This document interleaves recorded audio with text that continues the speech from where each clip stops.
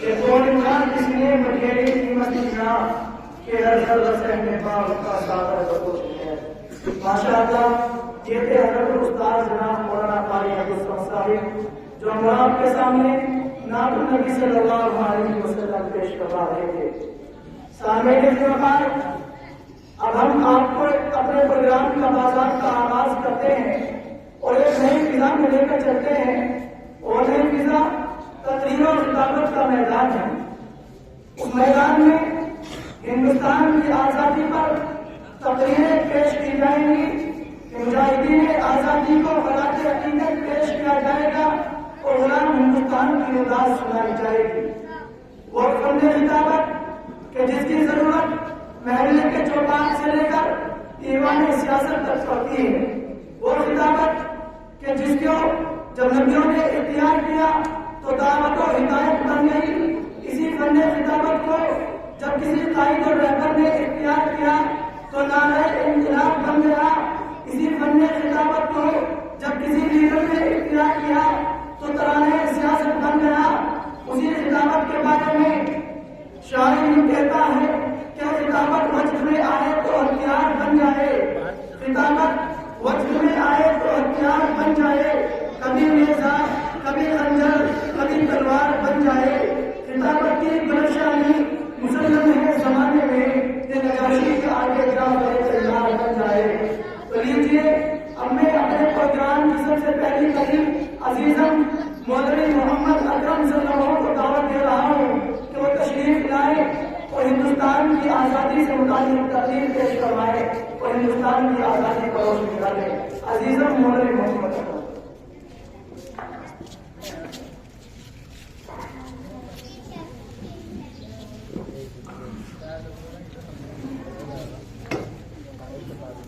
بسم الله الرحمن الرحيم. الحمد لله نحمده ونستعينه ونستغفره ونؤمن به ونتوكل عليه ونعوذ بالله من شرور انفسنا ومن سيئات اعمالنا.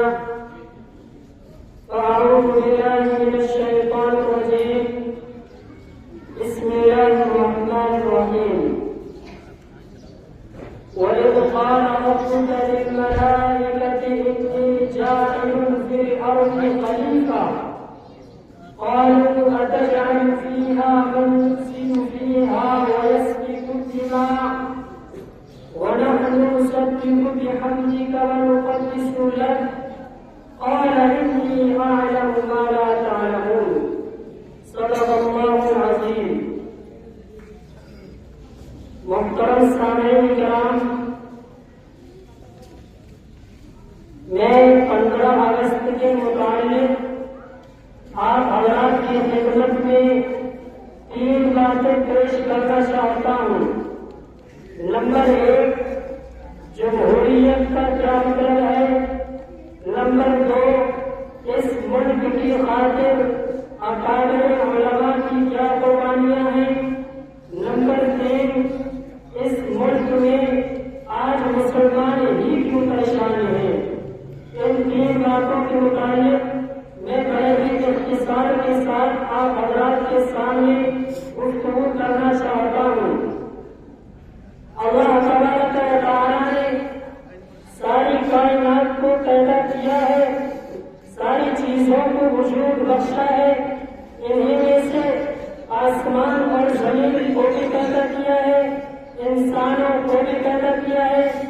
اللہ تبارک و تعالیٰ نے سب سے پہلے حضرت آدم علیہ نبینا علیہ السلام کو پیدا کیا اور جب ان کو پیدا کرنا چاہا تو اللہ تبارک و تعالیٰ نے فرشتوں سے کہا، اے فرشتوں، میں زمین کے اندر اپنا ایک نائب بنانے والا ہوں، زمین کے اندر اپنا خلیفہ بنانے والا ہوں. فرشتوں نے کہا کہ اے ہمارے رب، آپ ایسی مخلوق کیوں پیدا کر رہے ہیں جس کے اندر خون ایسی ہے، جو جھگڑالو ہے، جو جھگڑا فساد کرنے والی ہے.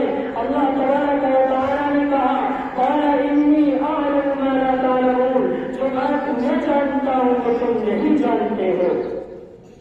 بآخر اللہ تبارک و تعالیٰ نے حضرت آدم علیہ السلام کو پیدا کیا اور ان کو جنت میں رکھا، پھر حضرت حوا کو پیدا کیا اور ان کو بھی جنت میں رکھا۔ یہ پورا جوڑا اللہ تبارک و تعالیٰ نے میاں بیوی کے طور پر جنت میں رکھا۔ بآخر اللہ تبارک و تعالیٰ نے اس جوڑے کو زمین پر اتار دیا اور زمین پر اتارنے کے بعد پھر وہاں سے نسل انسانی شروع ہوئی۔ جب زمین پر رہتے رہے تو وہاں سے نسل انسانی پھیلتی چلی گئی اور جب انسانوں کی تعداد زیادہ ہوتی ہے، انسانوں کی تعداد بڑھ جاتی ہے، تبھی اس کو ان کی ضرورتیں پوری کرنے کے لیے، ان کو لڑائی جھگڑوں سے بچانے کے لیے امیر کی ضرورت پڑتی ہے۔ اس کو ہم دوسرے الفاظوں میں یوں کہہ سکتے ہیں کہ نظام حکومت کی ضرورت پڑتی ہے۔ تو یہ پوری زمین نظام حکومت کے اعتبار سے تین طریقے کی ہے۔ نمبر 1 دارالاسلام، نمبر 2 دارالحرب، نمبر 3 دارالجمہوریہ۔ ہمارا ملک ہندوستان جو ہے وہ دارالجمہوریہ ہے۔ اس میں دارالجمہوریہ ہے۔ دارالجمہوریہ کا مطلب یہ ہے کہ یہاں پر رہنے والا باشندہ اپنے مذہب کے مطابق آزاد ہوتا ہے۔ اگر یہاں کا رہنے والا باشندہ کوئی مسلمان ہے تو اپنے مذہب کے مطابق سارے کام کر سکتا ہے۔ یہ جمہوریت کا تقاضا ہے۔ اگر یہاں کا رہنے والا کوئی غیر مسلم ہے تو اپنے مذہب کے مطابق سارے کام کر سکتا ہے۔ یہ جمہوریت کا تقاضا ہے۔ اگر یہاں کا رہنے والا کوئی اور ہے تو بھی اپنے مذہب کے مطابق سارے کام کر سکتا ہے۔ یہ جمہوریت کا تقاضا ہے اور اسی کو جمہوریت کہتے ہیں۔ اب یہ بات رہتی ہے کہ اس ملک کو جمہوری بنانے کے لیے، اس ملک کو آزاد کرانے کے لیے اکابر علماء نے کیا قربانیاں دی ہیں، تو میں اس بات کو بھی واضح کرتا چلتا ہوں کہ جب انگریز نے اپنے ناپاک قدم اس ملک میں جما لیے اور اس طریقے کا نعرہ شروع کر دیا کہ مخلوق خدا کی حکومت بادشاہ کی اور حکم ایسٹ انڈیا کمپنی کا، تو سب سے پہلے سن 1803 میں شاہ عبدالعزیز محدث دہلوی نے فتویٰ جاری کر دیا کہ اے مسلمانوں، آج سے یہ ملک دارالحرب ہو چکا ہے اور اس ملک کو آزاد کرانا ہر مسلمان کے اوپر فرض ہو چکا ہے۔ بس اس فتوے کو سننا تھا کہ انگریز کی نیندیں حرام ہو جاتی ہیں، انگریز کی نیندیں حرام ہو گئی، لیکن انگریز نے اپنے مشن کو جاری رکھا، مشن کو چلاتا رہا۔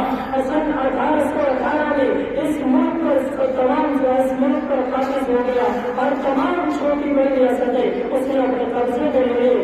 اس کے بعد سن 1831 میں سید احمد شہید اور شاہ اسماعیل شہید بالاکوٹ کے میدان میں آتے ہیں اور انگریز کا مقابلہ کرتے ہیں، اپنے رفقا کے ساتھ آتے ہیں اور اس مقابلہ کرتے ہیں، مقابلہ کرتے پھر آخر اس ملک کی خاطر اپنی جان کا نذرانہ پیش کر دیتے ہیں، اپنی جان اللہ کے حوالے کر دیتے ہیں۔ دوستو، یہ معاملہ لیکن رکا نہیں ہے، ٹھہرا نہیں ہے۔ یہ سن 1857 تک پہنچا۔ اس کے بعد اکابر علماء نے بیٹھ کر ایک میٹنگ کی، اکابر علماء نے بیٹھ کر مشورہ کیا کہ ہمیں انگریز کے خلاف کیا کرنا چاہیے۔ تو کسی نے کہا کہ ہمیں انگریز کے خلاف کچھ نہیں کرنا چاہیے، کیوں؟ اس لیے کہ ہمارے پاس وسائل نہیں ہے، اور کسی نے کہا کہ ہماری تعداد کی بہت کم ہے، ہمیں کچھ نہیں کرنا چاہیے۔ حضرت مولانا قاسم نانوتوی نے کہا کہ ہمیں سب کچھ کرنا چاہیے اور ہماری تعداد کیا اصحاب قدر سے بھی کم ہے۔ سب لوگوں نے کہا کہ جی ہاں، ہمارے پاس سمجھ میں آ گئی ہے اور ہم کو انگریز کے خلاف جہاد لڑیں گے، ہم انگریز کو اس ملک سے بھگا کر ہی لڑیں گے۔ اس کے بعد اکابر علماء کی 2 جماعتیں بنا دی جاتی ہیں۔ ایک جماعت کے امیر حضرت مولانا جعفر قانصاری کو بنایا جاتا ہے اور ایک جماعت کا امیر حضرت حاجی امداد اللہ حاجی مکی کو بنایا جاتا ہے۔ یہ جماعت لڑتی ہے اور خوب لڑتی ہے اور صرف اس جنگ کے اندر 2 لاکھ مسلمان شہید ہوئے ہیں، جس کے اندر 51,000 علماء کرام کی گردنیں کٹی ہیں۔ 51,000 علماء نے اس ملک کی خاطر اپنی गया है।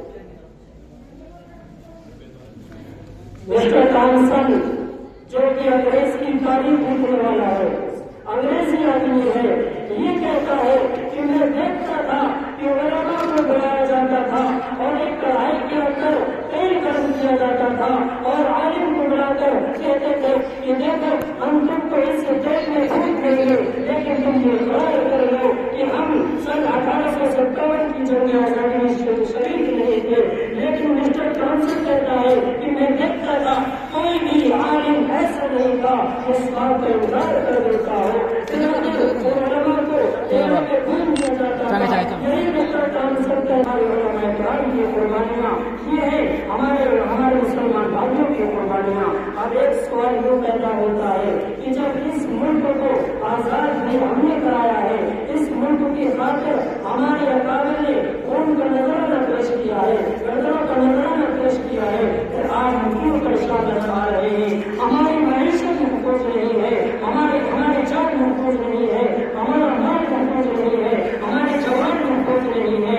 तो इस मामले में हमारे लिए कुरान पाक की आयत मशअरा है। कुरान हमारे लिए कुरान हमारे लिए इस आयत में सीधा रास्ता, इस मामले में सीधा रास्ता दिखाने वाला है।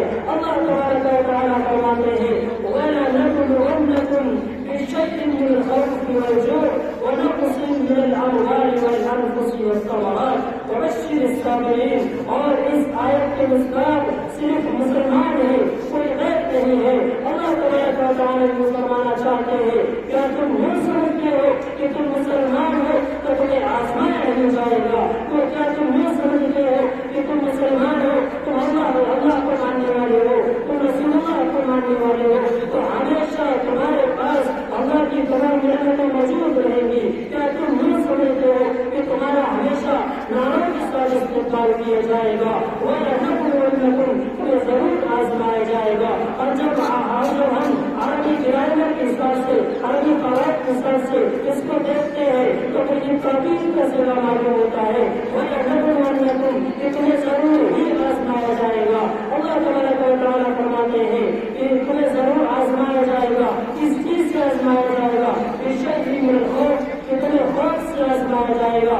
जब तुम अपने घर से निकल रहे होंगे तो तुम्हें इस बात का डर होगा कि कहीं ऐसा न हो कि आज मेरी जान पर हमला हो जाए। जब तुम कहीं सफर कर रहे होंगे तो तुम्हें इस बात का पता होगा कि कहीं आज मेरी जान पर हमला न हो जाए। और आगे फरमाया कि तुम्हें भूख से भी आजमाया जाएगा, तुम्हारे अस्पताल मईशत को खत्म कर दिया जाएगा, तुम्हारी फैक्ट्रियों को बंद कर दिया जाएगा। अल्लाह तबारक व तआला फरमाते हैं वरना उसके मिनल अमवाल, और तुम्हारे मालों को भी कम कर दिया जाएगा। तो तुम्हें हर तरीके से आजमाया जाएगा। तो जब कभी भी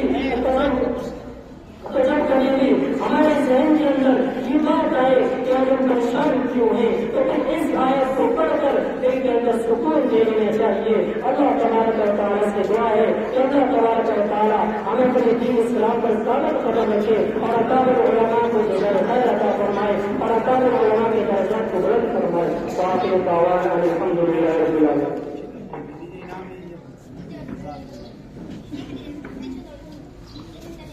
माशाअल्लाह।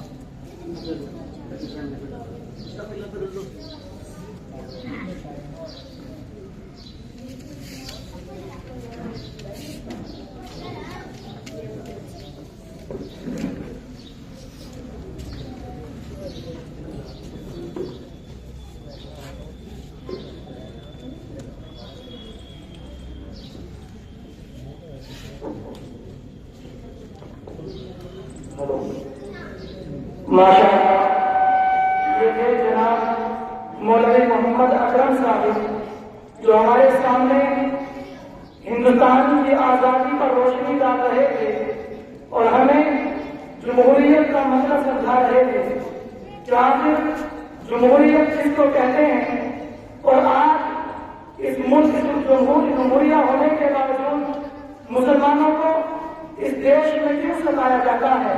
और उलमाए देवबंद की कुर्बानियां बयान करवा रहे थे।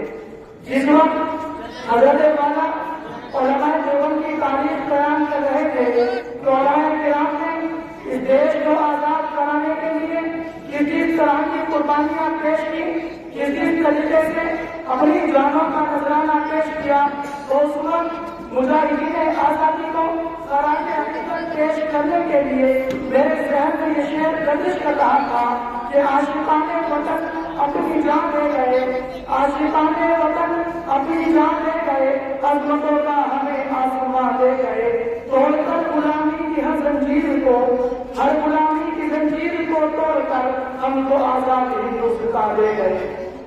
عزیز طلبا، اب میں اپنے پروگرام کو آگے بڑھانے سے قبل آپ سے یہ درخواست کرتا ہوں کہ جھنڈا جو آپ نے ہاتھوں میں لے رکھا ہے یہ صرف ایک کاغذ کا یا کپڑے کا ٹکڑا ہی نہیں بلکہ ہماری شان اور ہمارے ملک ہندوستان کی آنکھ اور بان ہے، اس لیے اس کو پکڑنے کا جو طریقہ ہے اسی طریقے سے پکڑا جائے۔ کچھ طلبا جھنڈے کو جھنڈے سے حمل کر رہے ہیں، کچھ نے پیچھا اور پیار کر رکھا ہے۔ ہماری ویڈیو سوشل میڈیا پر بھی وائرل ہوتی ہے، اس لیے جھنڈے کے ادب کو محفوظ رکھتے ہوئے جھنڈا صحیح طریقے سے پکڑیں اور جھنڈے کو صحیح طریقے سے پکڑیں۔ اپنے پروگرام کو آگے بڑھاتے ہوئے اپنے پروگرام کی دوسری کڑی جناب عزیزم مولوی محمد خورشید سرزموں کو دعوت دے رہا ہوں اس شعر کے ساتھ کہ شہنشاہ برامت چلے آئیے، تاجدار فصاحت چلے آئیے، شہنشاہ برامت چلے آئیے، تاجدار فصاحت چلے آئیے، میں بڑھتا ہوں جن کی طرف سے اپنا جوڑا اٹھانے چلے آئیے، موضوع کا تشریف لایا تو تقریر۔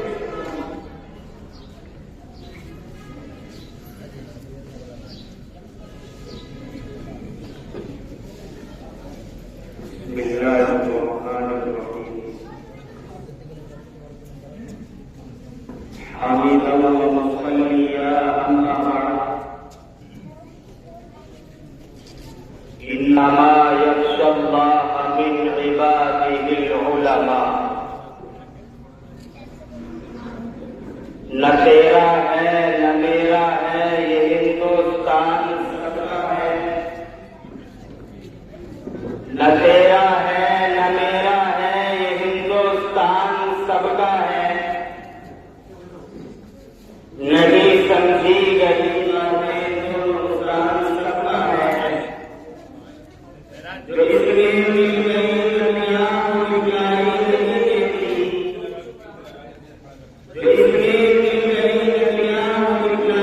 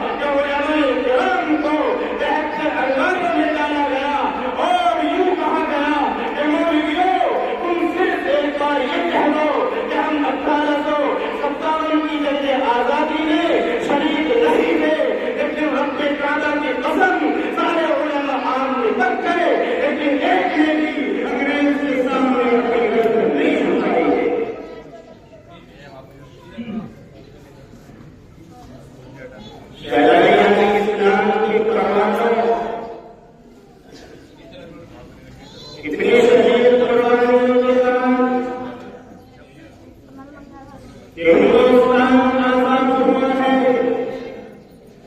اگر یوں کہوں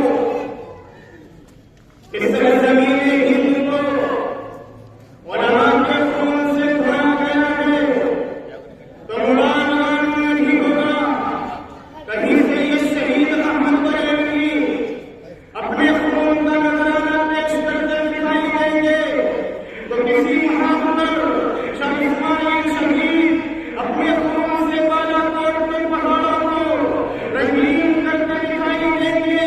کہیں شیخ الہند اور شیخ الاسلام شمشیر پر حنا کی طرف نظر آئیں گے.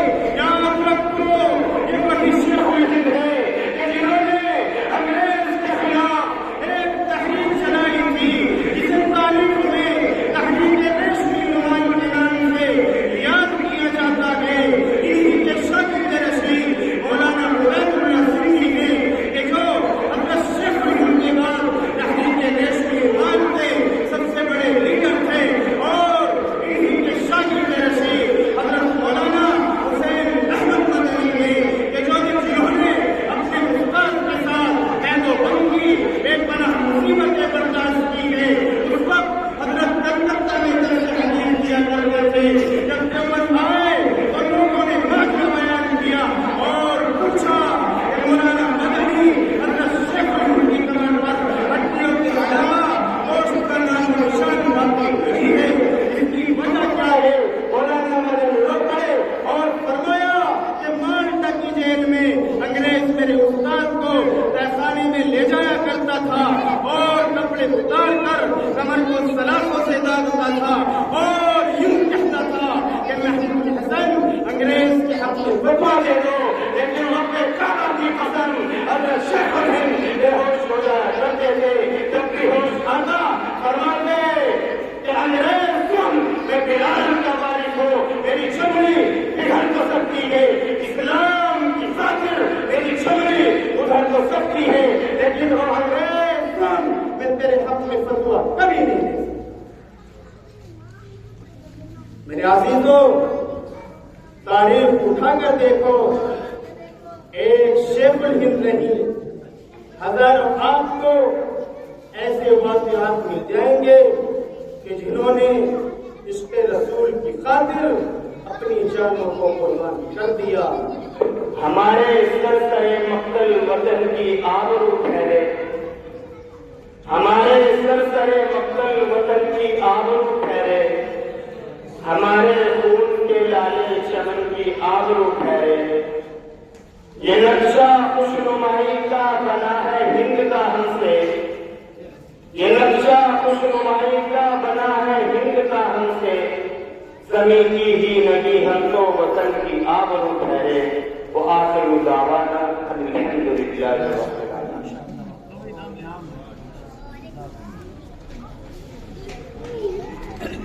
ماشاء اللہ, یہ ہے جناب مولوی محمد خورشید صاحب جو بڑے ہی اچھے انداز میں ہندوستان کی تاریخ پر روشنی ڈال رہے تھے اور برادران وطن کو بتانا چاہتے تھے کہ جس وقت یہ ملک ہندوستان انگریزوں کی غلامی میں پھنس چکا تھا, اس وقت اس کو آزاد کرانے کے لیے سب سے پہلے میدان جہاد میں قدم رکھنے والے ہمارے ہی اکابر اور ہمارے ہی سروں کے تاج علماء دیوبند تھے. تو میں ان برادران وطن سے حضرت والا کی تقریر کے پیش نظر یہ شعر کرنا چاہتا ہوں کہ